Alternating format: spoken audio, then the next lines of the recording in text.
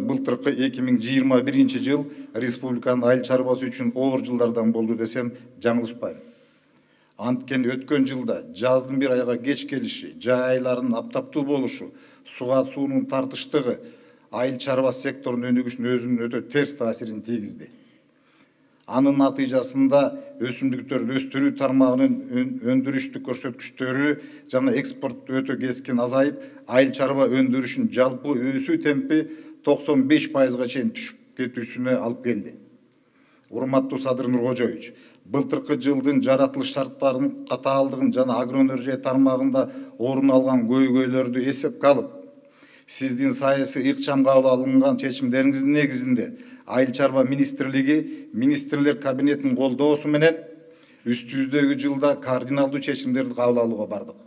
Кыргыз Республикасынын айыл чарба министрлигинин негизги максаты бул республиканын азык-түлүк коопсуздугун камсыздоо болуп эсептелет.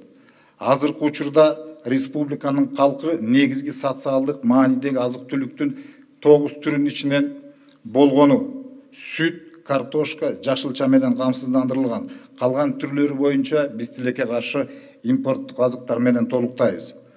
Кыргызстан айыл чарбасы келечекте дагы саясий жана каржылык колдоолорго муктаждыгы олуттуу боюнча калууда.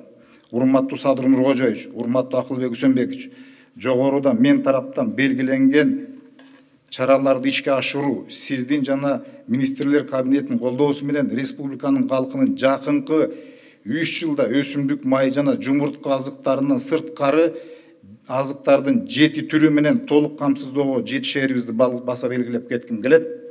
Бул максатка жетүү үчүн Кыргыз Республикасынын айыл чарба министрлигинин толук мүмкүнчүлүгү бар жана республиканын азык-түлүк коопсуздугун камсыздай алабыз деп сиздерди ишендирип кете алам.